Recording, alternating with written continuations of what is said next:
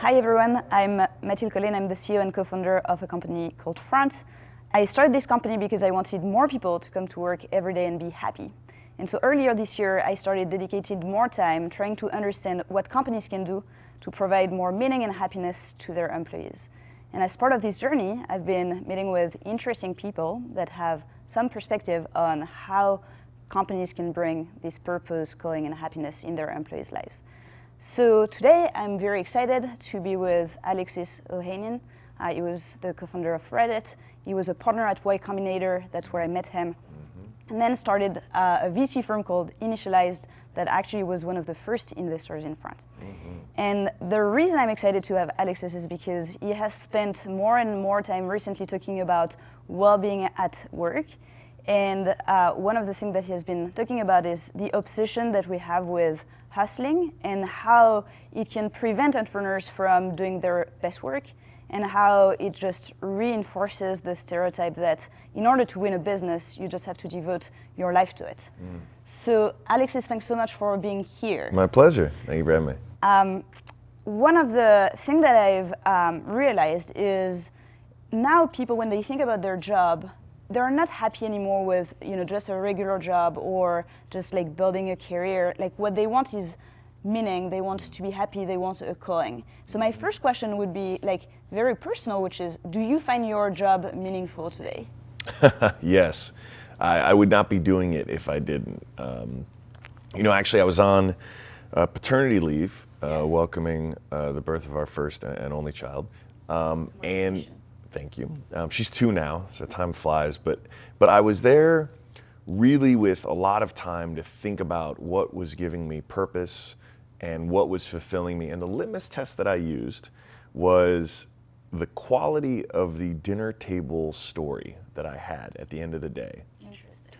Now, my wife has a very interesting job, has a lot of great stories at the dinner table.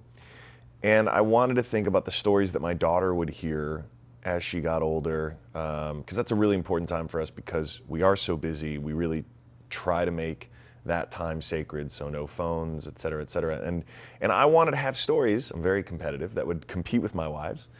And what I found, certainly, I'm very proud of the work that the team did. I came back to Reddit in 2014 when it was probably at its lowest, and the turnaround has been very successful.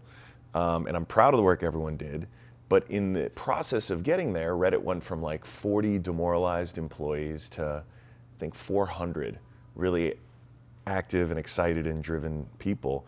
But the size of the org meant the nature of the work that I did most of the time was drastically different. And this was something I'd never experienced before. I'd never been at the top of a company that big.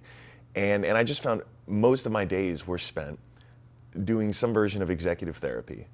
And I knew that while there's real value there are people who definitely have superpowers around organizational structure and management, especially that size. But when I was being honest with myself, realized where I really found my joy was working much closer with founders still in the earliest days of the creation process, really going from 0 to 1.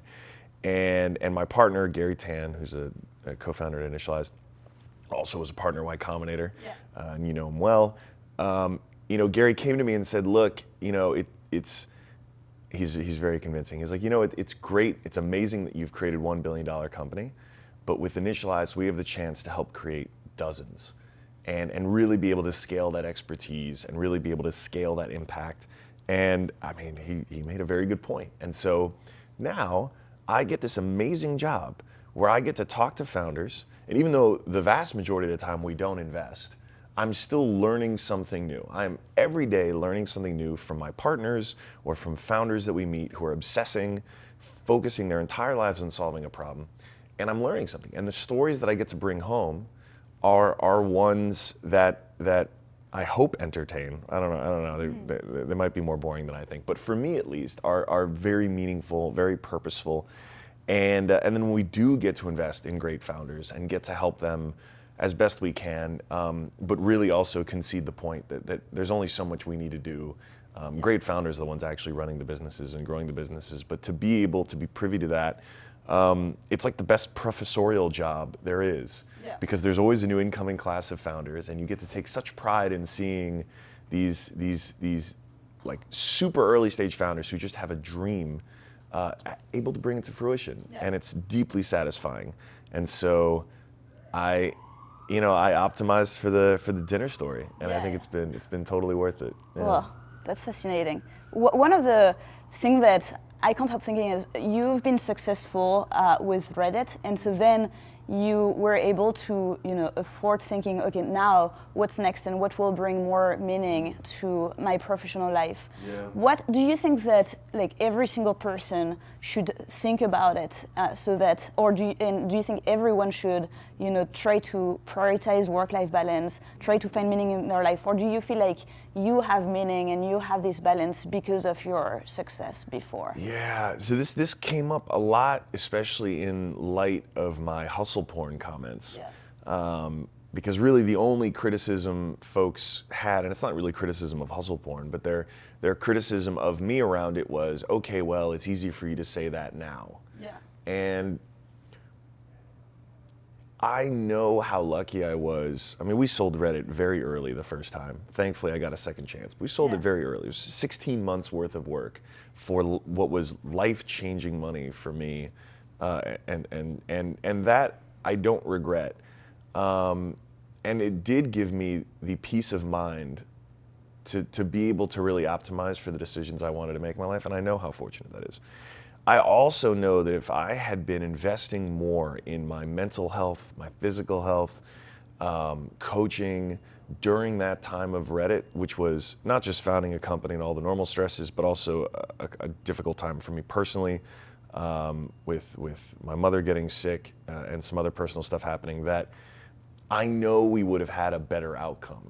Yeah. And I can't relive that, I can't replay that. But what I can do is now in my role as a mentor and an investor, be able to start to change the narrative about how a founder should be optimizing selfishly for their business by investing in themselves and taking time for themselves. Because especially in the earliest days, you really are so much of your business, you and your co-founders. The team is so small and so reliant on you that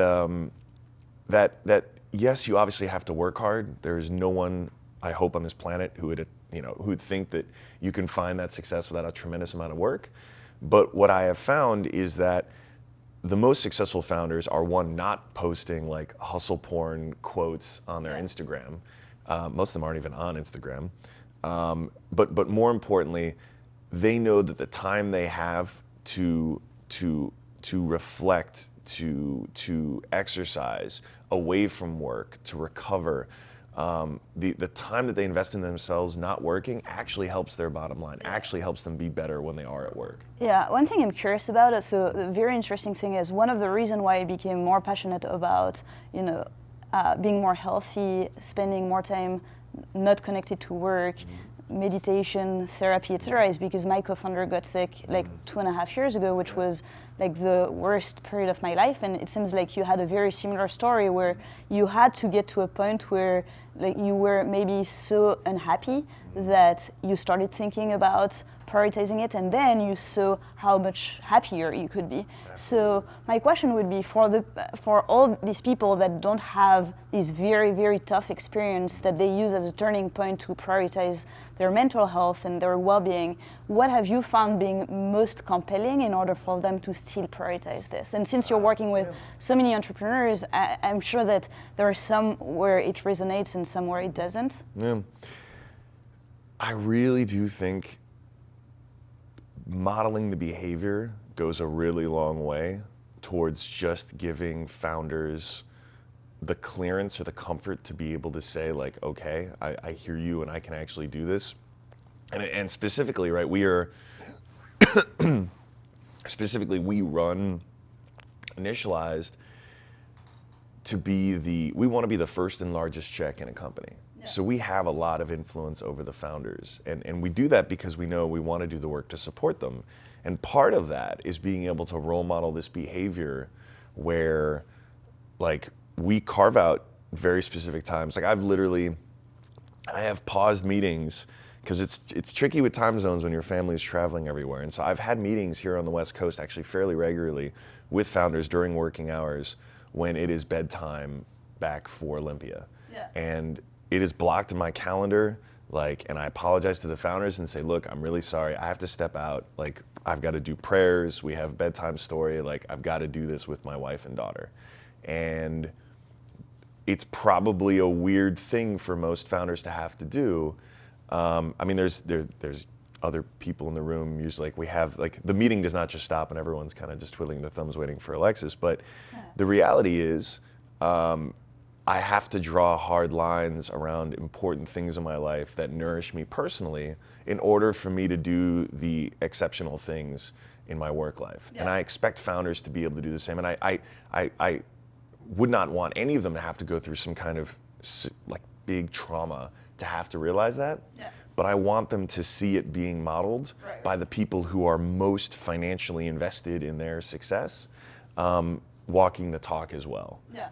And that's, I think, the thing that they start to see, which is, I hope no one would dare accuse me of not being competitive or successful as an entrepreneur. Yeah. And I actually think, and I've had startup people at all ranks, from interns to founder CEOs, at various points relay this feedback back to me, that it makes a difference. And whether it's talking about paid family leave, or whether it's getting up for a really important scheduled session with my daughter, it signals a conviction that shows them all right, this matters. And so we do our best. I think even when we go through, you remember The Office, it's been a long time since you were a seed stage company, but those regular office hour sessions, I want those to be a chance for a founder, not just to talk about the things that are going wrong with the business so that I can try to help, but also a chance for them to talk about the things that are that they're struggling with personally right now, so that I can help. Or so that I can just simply say, you really need to take this weekend and do whatever you need to do to recharge. And it's not on me to prescribe what that is. It's on you to figure that out. But the prescription I'm giving you is take some time for yourself. And whether that is a camping trip or just locking yourself up in a cafe reading a book, great. Yeah. But find your ways to recharge and replenish. And we're luckier than ever now because of technology. Yeah. That our presence to our relationship to work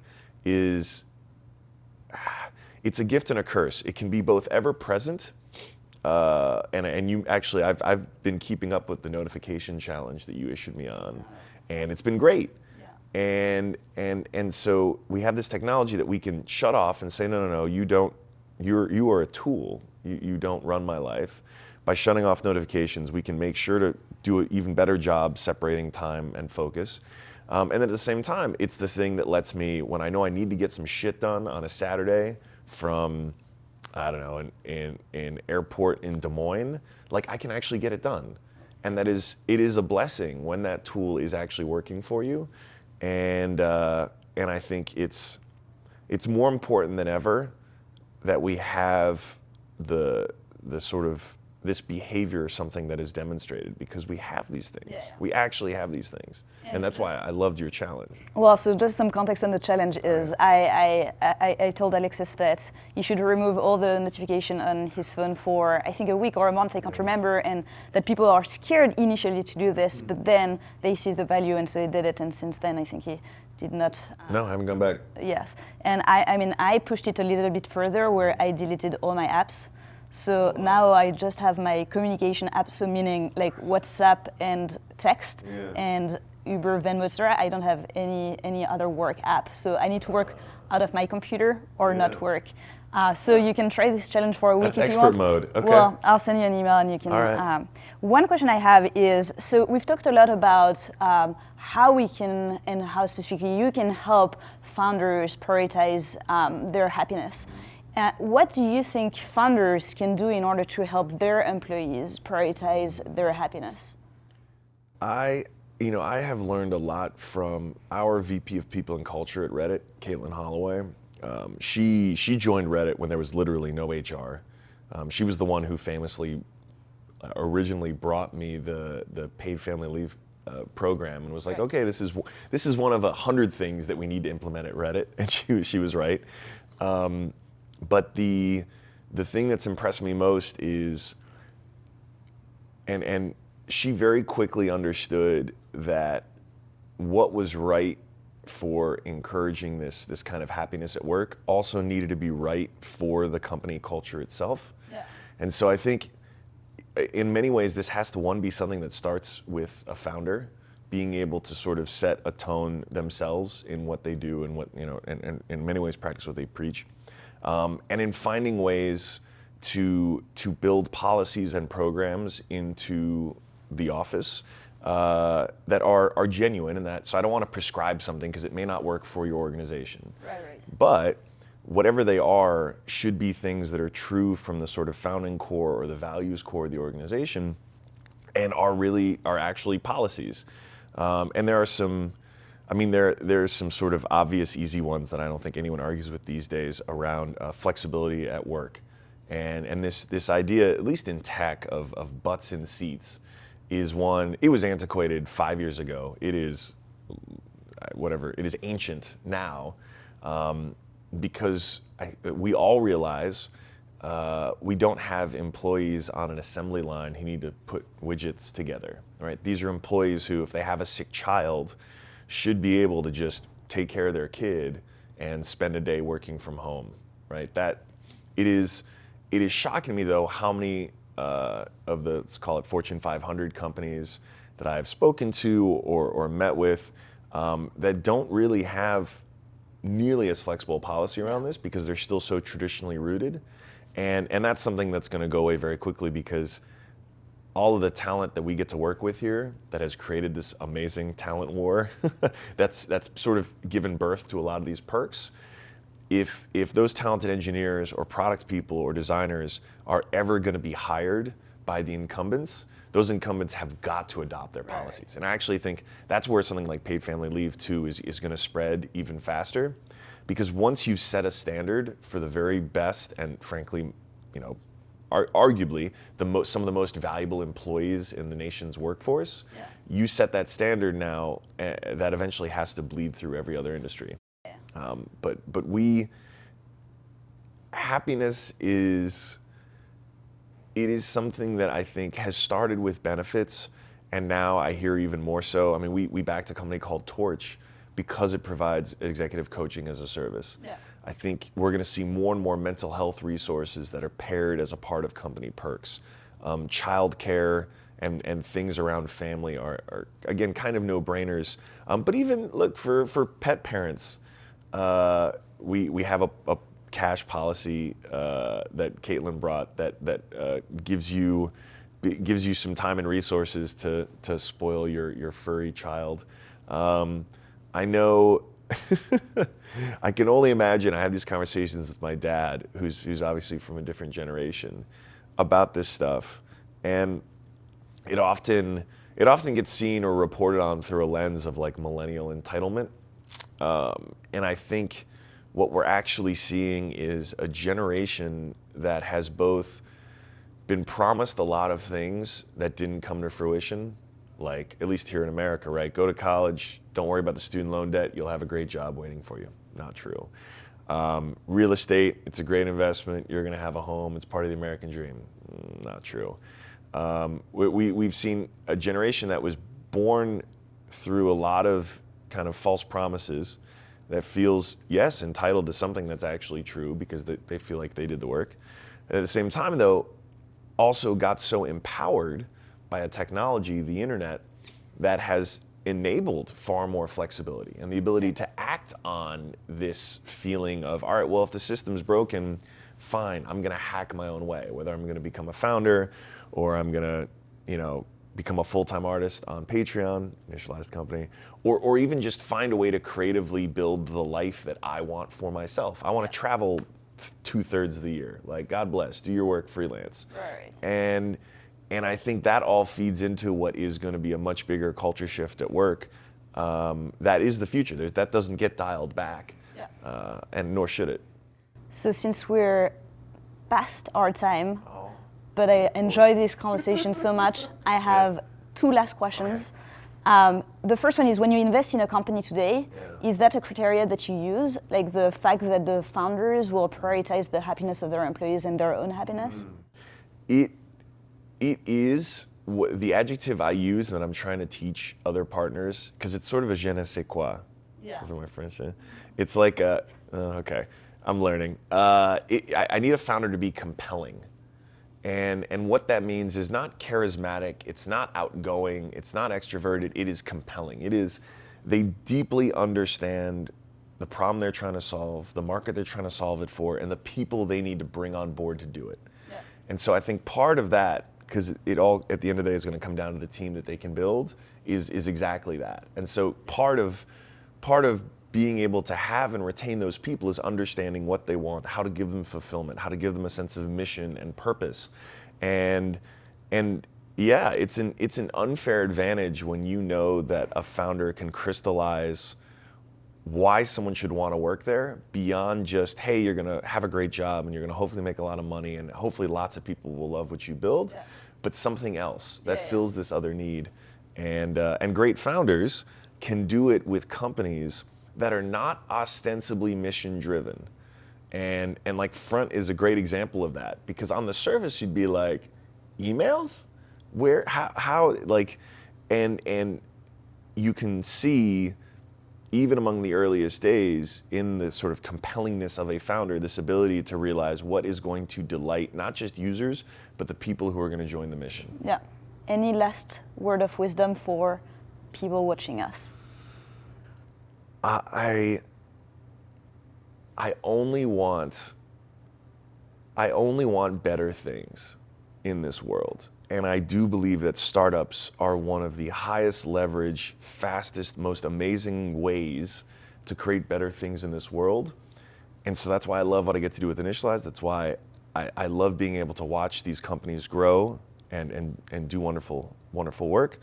And I'm grateful for the fact that this is, what you're identifying here is not something that comes from us. I really do think there is a changing trend now, and it is especially a generational one, where more and more people are now realizing how important this is. Yeah. And we as leaders, at the end of the day, are just responding to those trends, because we know we need to see where the puck is going, or where the soccer ball is going. And we need to be able to anticipate and build the organizations toward the kind of talent we want to be able to attract and retain. And so the thing that excites me, and the thing that I hope people take away from this, is that this is not a fad. This is where everything is headed. And it's one of the best things you can do for your organization is to invest in the happiness of yourself and the people on your team. And I'm feeling really self-conscious now, like I should go back to Initialize to be like, is everyone happy? But that's what I'm going to do. Please do it. Thank you so much. It was amazing. Thank you.